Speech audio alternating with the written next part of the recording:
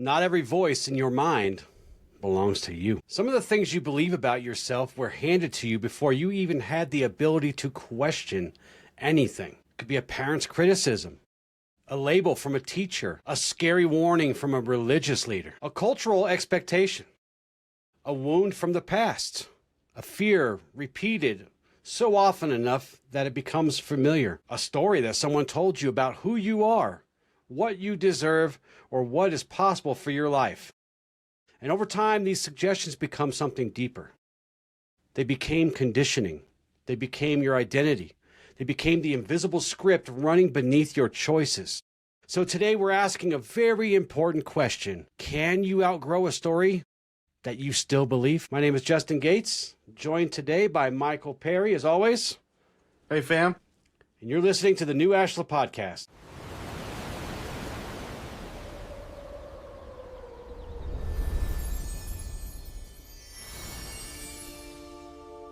Hello and welcome to the new Ashla Podcast. So happy you have joined us today. Michael, today we're going to be talking about the power of suggestion and the power that conditioning holds over us and those stupid inner stories that shape how we see ourselves and hurt us and how we see others and really how we see life. Yeah. Well, I mean, it comes back to one of my favorite words, right? Schemas. As we grow up, we end up being very impressionable by the people in our lives, especially authority figures, especially the things we are told to believe. I mean, I love the examples you had in here, like religion. I remember that was a big one for me all through my youth, is always thinking about what I'm doing because the eye of God was on me, right? Right. I'm watching you. Yeah. So obviously not every voice is ours or meant to be ours or meant to be identified with. And that's the first problem that we have to face today in this episode, is that a lot of the thoughts, probably most of the thoughts, or at least many of them, that we treat as truth didn't even start with us. Those were planted. Some of those were planted intentionally, of course. Some were planted carelessly. This is why we follow the suggestion given to us by the 4 agreements, right? Be impeccable with your word. That is both in speech and in receiving. We have to be impeccable with what is planted. So, and for sure, those that were planted either way could have been planted by people who are also wounded, people who also don't realize what they're passing on to us or on to others, right? Some are planted by culture and religion and school. Most of these come from our culture, religion, school, family in our early years, right? And then later it comes in through the media and all these other things. Yeah, peer influence, the things that happened in school. Right, but definitely planted through repetition, right? Yes. Well, and I mean, you look at I know I was a really insecure kid in school. It took one bad event to impact my self-esteem. Again, as above, so below. So then as I started feeling smaller, the world started treating me more and more like I was smaller. And it was just this downhill effect, right? Right. Yeah. Well, you hear something enough times, especially when you're young, because you're more vulnerable, you're more afraid, or you're just generally emotionally open because you don't know how to protect yourself in a lot of ways, right? These things start to feel like truth, or, you hear this, you're too much, or you're not enough. You hear Michael, you're always messing everything up. Knock it off. Or these family curses that come up where generationally people are told and believe things like people like us do not succeed, right? You cannot trust anyone. That's our family is cursed. God is disappointed in us or whatever. Those can create generational traumas that last forever and ever until somebody breaks it. Yeah. I mean, I was always sort of skeptical on generational trauma until I started really getting into the mental health scene. And I realized how much our ancestors truly passed down beliefs. My mom, she was a worrier. She worried about everything. And in turn, she raised me to fear the world. And it was something that followed me all through my years. Even now, I still have to catch myself when I start getting anxious. It's like, this isn't me saying that. Right. Because eventually they stop sounding like the other person, right? Yeah. Eventually they start sounding like you. Yeah. No, because you think you're the one being discerning when it's really just someone else's programming being pushed on you. Yeah, no, 100%. And it's crazy how these things manifest too. I know one of the biggest realizations was actually with my dad, and he growing up wanted me to get into sports. I was on 2 to 3 sports teams every year up until high school. And I was constantly trying to live up to this expectation he wanted me to be. He never wanted anything to do with my anime or my video games. He would straight up just refuse to participate, watch, or be interested at all. It was always about success and sports. And I always felt very neglected for that, very much like unvalidated by my father, right? And in the later years, I talked to him about his relationship with his father. His father's family struggled. They were there at the Great Depression. They ended up starting a business and trying to provide for their kids. And that's his dad as well. My dad was the quarterback for the high school, valedictorian, all these different things. He could never get his father's approval because his father was too busy trying to provide him with the life he never had. Right. And so unconsciously, my dad, I now see it, was he wanted me to be successful in sports and school because he wanted to give me the validation he never got by his father, but in turn, never validated me. Right. Right. Yeah, that's tough too. That's tough because, there are lots of ways to validate your kids. My kids do a lot of weird stuff, dude.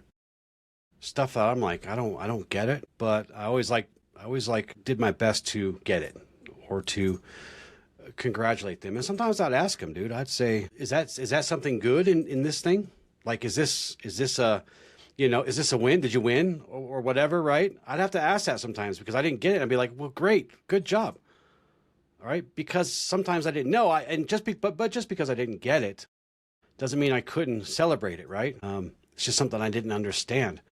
If my kids would have played other kind of sports that aren't super popular here in the U.S., I would have trouble. Like, oh my God, are they doing good? I don't get it, right? I'd have to. Yeah, I don't know to watch it, right? But my kids were into stuff like anime and stuff, and I never could get into anime. I just don't. I don't like it. My heart goes out to you. Don't hate me for that, everybody. I just don't understand the art. I don't understand why everybody screams 38 times every 5 minutes. It's a type of storytelling, right? That I just cannot get. I even tried jumping into, and this is completely off the topic, but I tried to get into anime by trying manga first because I love comic books, right? I figured, well, I can get into if I can get into manga, I can get into anime. It didn't work out well. I still didn't get it. So, but you know what? I love that you love that, right? I love that, that it brings you joy. I love that it does something for you, but yeah, I hope that he's gotten over that. When I met your dad, he seemed like a pretty cool guy and he seemed very proud of you. So yeah, no, I mean, we have a great relationship now. We've always had a good relationship, but this was just sort of something I noticed about my upbringing. This isn't something I've ever held against my dad or felt like I was neglected. Right. It was just interesting seeing the pattern take a completely different shape, but still be the same pattern. Because you're right. Like, he is proud of where I'm at. I love that man to death. Like, he is my dad, and I respect the living hell out of him. But it's just interesting seeing the dynamics. Again, one of the things we're big about here is it's never about blaming our parents. It's never about shaming. It's just trying to understand, which I know for me, the big reason this was such a big aha for me is it's like, I know what I need to be mindful of when I have kids. And this is a perfect segue into the axiom for this segment. The axiom of light is a position of influence is a position of responsibility, right? Because parents do have influence. Teachers do have influence. Religious leaders have influence. Teachers like me have influence. Coaches like you have influence. The media has influence. All these, I said it in another show, but don't ever believe that you have no influence, at least on one person, because you do. So all these things have, all these different people and these different titles and things have influence, right? Here's the thing to understand about influence, though. Influence is never neutral. And what I mean by that is I could speak a single sentence to you, Michael, and to many of you out there, that literally can change how you guys see yourselves for years, right? just a single sentence, how they see reality, positively or negatively see actual reality, right? This goes for, if we carelessly label somebody, we don't know this, but they could now take that as an identity. If we criticize people enough, that could become a new inner law for them. Like they literally could build their life around that criticism. So influence must be treated as the most sacred and high responsibility that you can have. And it's something that we should all take very, very, very seriously, right? If you have influence in someone's life and you have the ability to speak magic words to them, because really it's like speaking magic, especially when they're vulnerable or they're really young or they're wounded or they're desperately seeking guidance, you need to remember that you are planting seeds. And that's what this axiom is telling us, Mark. Yeah. One of the phrases I've heard this year that's really stuck with me, because I'm seeing it play out in so many people's lives right now, and it's something I want to always have as a central core pillar in being a parent, is kids don't become what you tell them, they become what you show them. Yes, they do. And so do coworkers, and so do students, and so do everybody else's kids. You may not think about it, because it may not seem like, because you don't get to see them change or grow or get worse or whatever the case may be, but you have influence over way more people than you really believe or know or can even fathom. So it's very important that you take that responsibility very, very seriously. It's one of the things that scares me in this day and age, because we have so many people who feel so disempowered, and understandably, from the state of the economy to just what's going on in the world, it's easy to fall into helplessness. But when we embody that, that's the exact message we're giving our kids. When we don't want to persevere and build and expand, our kids see us in this state of just outward blame, right? Like that's one of the that's one of the things that just gets me so much with this. Is I had a conversation with somebody not too long ago about role models, and how, like, when I was a kid, people my age were kids. Every sports superstar was a role model. Some actors were role models. All these people of high regard were role models. And, they made the comment that if we don't have role models anymore, right? And it kind of seems true in a way, I guess. I mean, I don't look at other adults now the way I would have when I was a kid. And I think maybe that's kind of part of the disconnect for me. I can't see them in the way that I would have seen them as a kid. So maybe the role models, maybe this whole dynamic is still the same. But one interesting thing came out of the conversation was maybe social media ruined role models. Because, when my favorite baseball player, when I was a kid, when he made a public appearance, he could keep it together for a couple of hours and really shine, you know what I mean? And there wasn't all these people following around. There wasn't all the paparazzi, maybe. It didn't seem like as much anyway, but there's certainly everybody had phones now.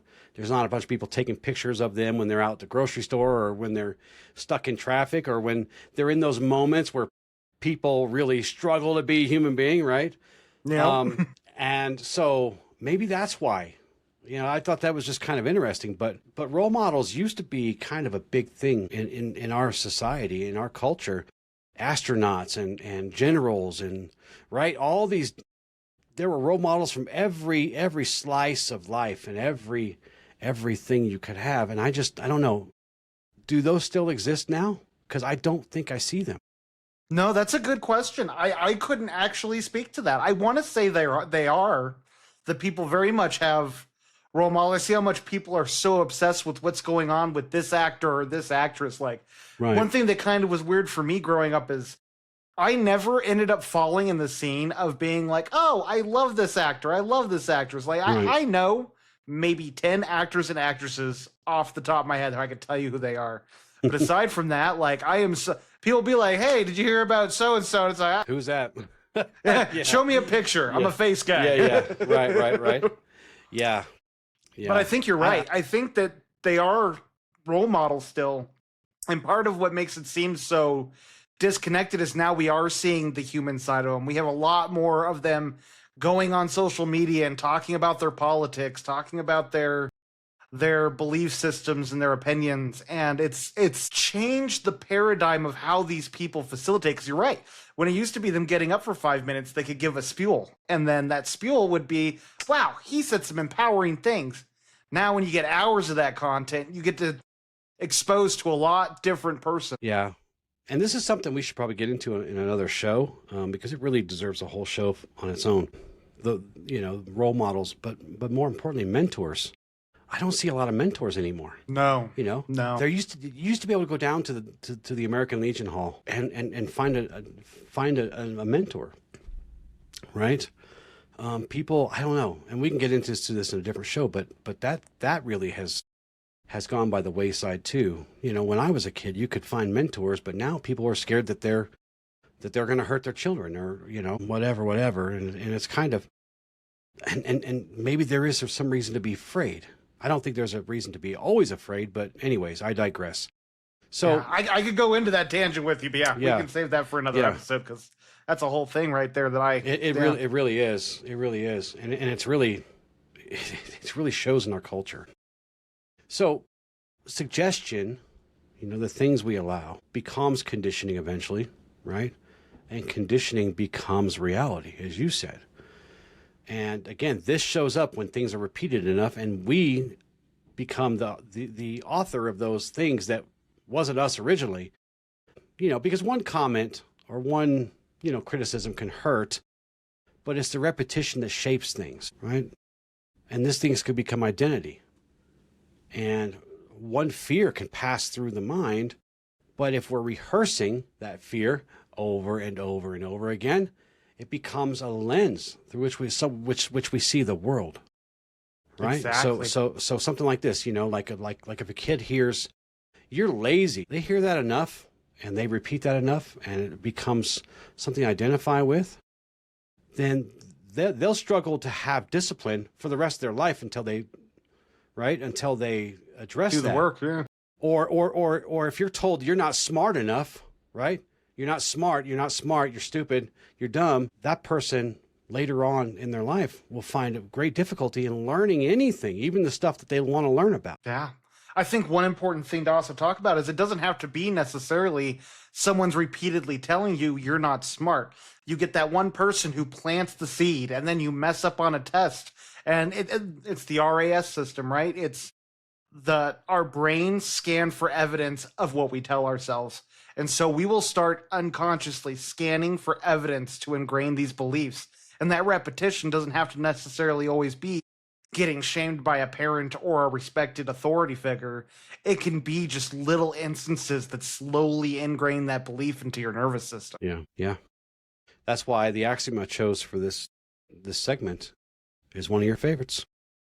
Can you guess which one it is? You probably know because you read in the show notes, but perception is reality, right? As you said earlier, right? Because once this stuff starts to begin feeling true, and then we know it to be true, it does shape our entire reality, right? Yeah.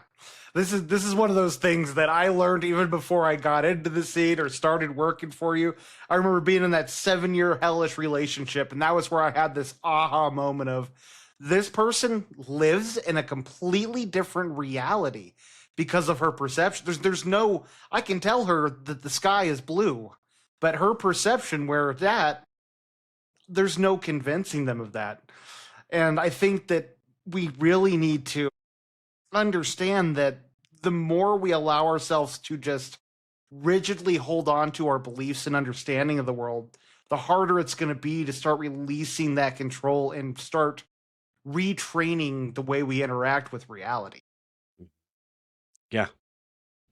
We have to allow truth to interrupt the illusions in our lives. Because we're not saying that perception is always objective and objective truth.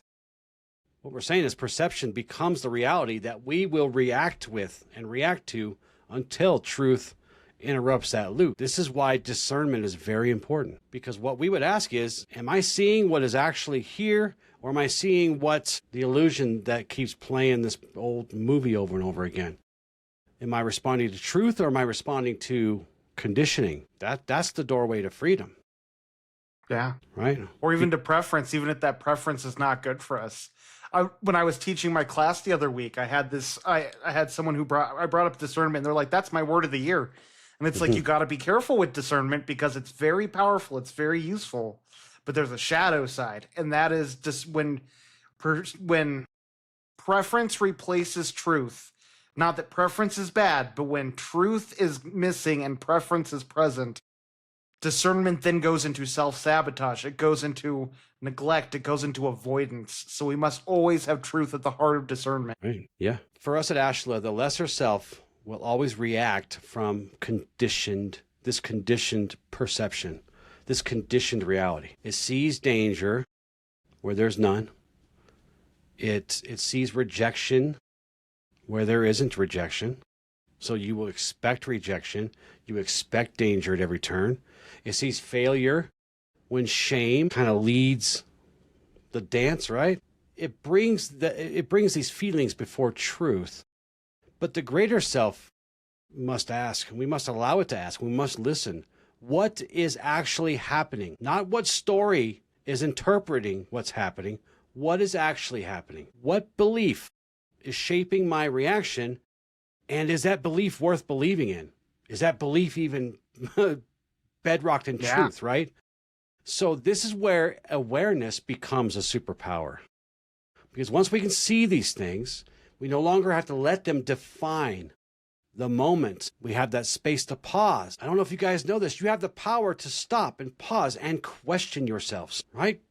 Don't just question everything around you, but question yourselves, not in a way where you're second guessing yourself, but if you start to see that you're falling back into a pattern, that's the time to pause and then ask the question and use discernment and then choose, right? Well, this is why triggers are so important, right? Because when we are triggered, the resistance that is coming up in our bodies is very much an area in our lives where we are detached from reality. Because we are starting to enter into a space of the past or something going on in our lives.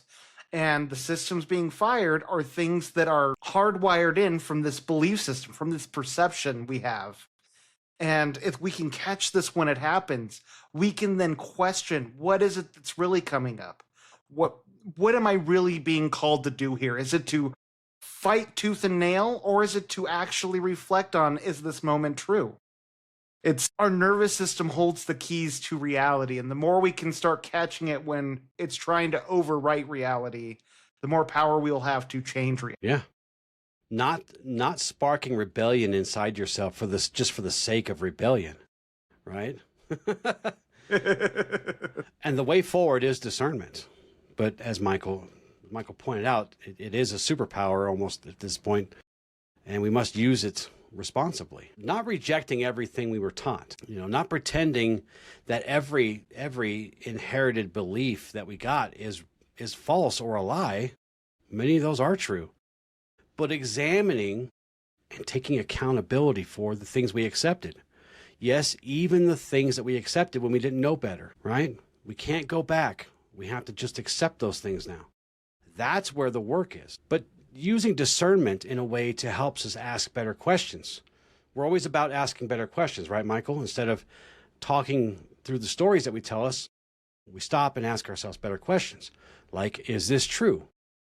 Does this even belong to me? Is this rooted in love or fear? A great question from the perspective of Ashla. Does this belief create freedom, responsibility, and alignment in me? Or does it keep me bound to shame and limitation and old pain? This is how we start to take back authority over the inner world, Mike. Now, there's nothing more powerful than being able to not only question your reality, but to be curious about it, right? I know for me, back when we first met, I was so rigidly attached to trying to understand everything I could, to having my own interpretation, because I felt there was weakness in not being steadfast in my own beliefs, right?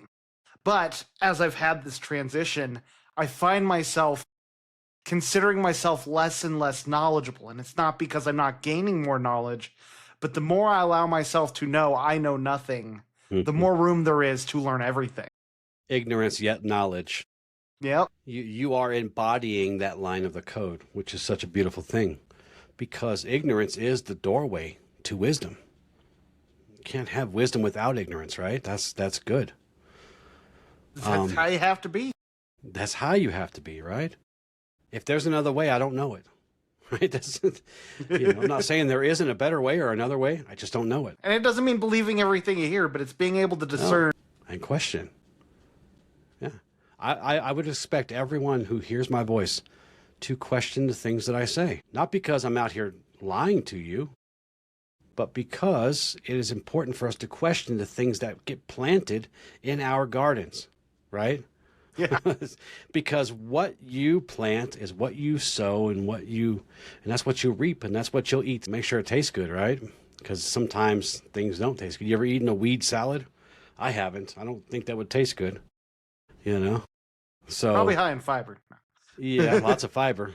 Lots of fiber. But we have to stop allowing everything to enter without being challenged, right? We've talked about this in a few shows past. We have to learn to call out these times that we're rehearsing, these fears that have already stolen so much from us. But, as we like to say, insight is only the beginning, right? The story doesn't change just because we notice it. Repetition created that old crap that we're trying to clean up. Repetition is how we're going to what, Michael? How we're going to fix it. How we're going to fix it, right? Not fake positivity, right? Not spiritual bypassing, not by denying it, and sure as hell by not pretending that life is all sunshine and rainbows, because it's not, and it's not fair either. How do we start to do this? How do we start to, once we notice these old things, and we say, well, shit, Justin said that I can't just know it. I have to start doing things. Michael, what are some of these things that we can do to integrate this insight? Our favorite practice we bring up every episode is the pause.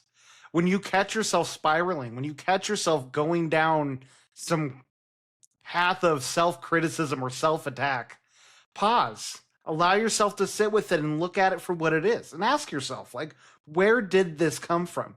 Where did I instill this belief? What event, what person, what situation made me start believing this about myself? And then you can also, once you get curious about where it came from, you can start asking about what's really true. And that's where what Justin said is perfect. That's where action comes in. Because you don't retrain your nervous system through affirmation alone. That's why so many people end up saying affirmation doesn't work. You must train your nervous system to see success, to know you are safe, to show up differently, or that you are different. Again, I brought up a few episodes ago about how I had that embodiment of I wasn't smart, I was special ed growing up. I'm not going to be good at school. And then I got into school, and I struggled the first semester or two. Then I wound up getting the honor roll every semester after. It's because I shed the belief. You just earned a degree, literally. Yeah. Right? So, yes, words must be joined at the hip, side by side, hand in hand, with our emotional acceptance and actions. And right action gives our deeper mind, our deeper selves, new evidence to follow, new evidence of a new story, right? That things are being rewritten. If the old story says, I can't trust myself, man, I just can't trust myself, one small wise choice becomes new evidence. One small little thing. If your old story says, Michael, you can't speak up, you can't stand up for yourself, then you have to learn to little by little, one honest, true, respectful, worthy sentence about yourself. That becomes new evidence, right? If your old story says people always leave, well, then we got to get to work and start repairing our relationships, first with ourselves, and then one relationship at a time. That becomes new evidence, right? So my whole point is not at once, certainly not through force, and not by dreaming up a new fantasy or a new disguise or a new mask or any of that stuff, but through awareness, based in truth, practice, repetition, joining feeling and action. Michael, the only axiom I could find for this one is one that we use a lot, but it's very important. Truth has no regard for popularity. No. Because we inherit so many goddamn beliefs because they're popular. Not because they're actually true. Not because they're actually good for us, but because they're popular. Or because they're familiar, or somebody else accepted them, or they were approved by the group. Who gives a shit, right? What anyone else thinks. I know, I'm getting kind of fired up here a little bit. No, man, I was looking at a study today, and I wish I could remember who exactly was on, but it was talking about mental health, right? Which I am a big advocate for mental health. My whole degree's in psychology. That is the whole path I want to follow down. But it's how mental health has become a badge of honor and a personality trait instead of something we need to work on. I think they were saying it's like 40% of people between the ages of 18 and 24 have mental health issues. And not only that, but they're wanting to go on disability, lifelong disability, because of this mental health issue. And it's like, what? Like, and don't get me wrong, like some people really have bad trauma. Like it has messed them up. But I don't think it's 40% of the population. Right. Popularity is not proof of truth, is it? There's lots of common popular beliefs out there that are super harmful. There's lots of cultural standards that are widely accepted that are very destructive. There are lots and lots of not just religious messages, but spiritual messages too, and mental health messages, and all these different labels that are fear-based. Loyalty to truth. This is how we see this in Ashla. Loyalty to truth must be greater than loyalty to conditioning, because we must reclaim authority over us. That's the whole frickin' point. The whole frickin' point that you studied under me was so I could show you how to be free, right? How to be the most authentic and free version of yourself. We got to stop asking about other people outside of us and their opinions and what they're teaching us. We have to start asking, is it true? Is it loving? Right? Yeah. Does it align with integrity? Does it honor connection? Does it respect the basic sanctity of life? If not, kick it loose. Kick it loose. It's not good for you. I promise you, and you will reap a crop that will cause you suffering if those things aren't considered. Do you have any final thoughts for the show today, Michael? You know, we talked a lot about the beliefs we instill as children from the experiences we have, but also really be discerning about the beliefs you instill upon yourself. What narratives do you tell yourself to put you in a position of helplessness, in a situation of shrinking yourself? You know, I see this all over the place with the whole, like, I'm not smart, I am not good with people, all these things we say. I am is the most powerful phrase you can say. And when you put these beliefs on you, you limit your capacity to grow. You limit your capacity for greatness. We are all capable of shooting for the stars. It'll take some elbow grease. It'll take some diligence. It won't be easy, but we all have the capacity to if we are willing. And the first step in doing so is removing the limiting beliefs you've made, the inner agreements you have chosen, so that you can live authentically, so that you can take accountability for your life and the steps you want to take and the life you want to make. And read the book, The Four Agreements. That will put a lot of what we're saying into perspective, because there is so much garbage inside of us that we accepted and agreed to. And a lot of it was not consciously. And yeah, a lot of it was when we couldn't defend ourselves. And yeah, a lot of it was when we didn't know better. That's all true. But we can't allow that to be the narrative, right? We have to take charge of that. If you want to be free, you got to take responsibility and accountability for where you're at right now. Yeah. So our exercise today, we're going to call this the story inventory. I didn't try to make that rhyme, but it did. The story inventory. And yes, this is going to be work with your journal. I know. Step 1, I want you to, and take 10 minutes with this. Like I always like to try to say, take at least 10 minutes. You can take longer if you want, but take at least 10 minutes. That way you know you're doing it authentically. So step one, we're going to write down one repeating belief that causes us suffering or causes us pain, fear, or limits us in some way. For example, I am not enough, or I always fail, or people will always leave me, or people always leave, or, I don't trust myself, or I can't trust myself, these kinds of things. Now, step two, we're going to ask ourselves, where did this story come from? Try to discern who taught you this. Like the title of this episode, who taught you to believe that? Right? We're going to look and see who taught us this. Who taught us this limiting, horrible belief about ourselves, right? And it could have come from your family, it could have come from the culture, religious practices, school, whatever. Okay. Step three, we now need to ask, is this actually true? Am I any of these things? Am I really not enough? Can I really not trust myself? Is that actually true? Or is it an illusion? Or is it conditioning, right? Did somebody make you believe that?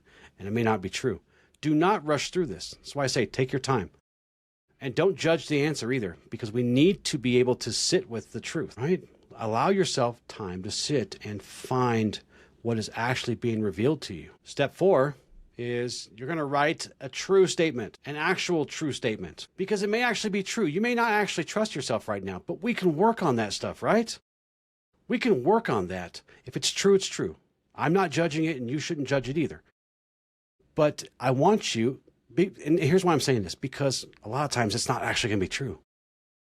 People do actually love you. If you don't believe people that love you, they do. So I want you to write a truer statement, if there is a truer statement, right? So step five is I want you to choose one action that supports the truth. I don't want you to just think about it. I don't want you to just, go through the motions here. I want you to take an actionable step, an action, because your deeper mind, your deeper self, your higher self, your lower self, all of you needs to see evidence that the truth is what it really is, right? Do you have anything to add to that, Michael? Before we move on? No, that's powerful. And guys, remember, you can always reach out to us. If you have questions about these exercises, or if you need some encouragement, or you need some guidance on some of these things, reach out to us. Reach out to us. I know sometimes it's hard to get the whole thing out of this quick little, 2-minute exercise that I'm giving you. If you need more, reach out to me. Reach out to Michael. We're happy to help. Our affirmations for today. I recognize the stories that have shaped me, but I am not ruled by them. I release false suggestions and return to truth. My awareness brings old conditioning out into the light. I choose the beliefs I cultivate within my inner world. I am free to live from truth, wisdom, and alignment. And our journal prompts. What belief about myself may have come from someone else? And the hint is a lot of them. What story keeps repeating in my relationships, work, or spiritual life? What fear have I mistaken for truth? What inherited belief am I ready to question? And those can be generational too. Those are often generational. And what new truth am I willing to practice through action? And I hope it's the one that you discover through the exercise today. Look, as I said earlier, not every voice is yours. So stop treating it like you. Stop believing it to be you. Not all your beliefs carry truth. Not every fear deserves authority. In fact, very few of them do. Don't walk out in front of buses. That one deserves some attention. But the rest of them that tell you that you're not loved and tell you you're not worth and all that stuff, they don't deserve any authority. Some of what you believe about yourself was planted there long before you could even question it or protect yourselves or whatever. And they come from wounded people, just like the rest of us. Or they come from culture or religion or wherever, right? People we trust, institutions we trust. And they start to become so familiar that we start calling it us. Awareness is the beginning of this liberation. We drag things out into the light so that we can see what's revealed there, the truth. So as you move forward from this episode, I want you to start asking yourself more often, who planted this thought? Who taught me this? Where does this story come from? And is it true? And is it even mine? Right? And if it doesn't, if it's not, then stop feeding it. It does not deserve life. It does not deserve to live within you forever because it's not true. and it's holding you back. Choose the truth.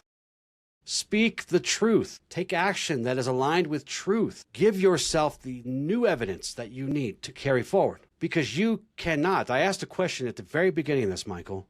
Can we outgrow a story that we believe in? No. The answer is no. You cannot outgrow a story that you still believe is you.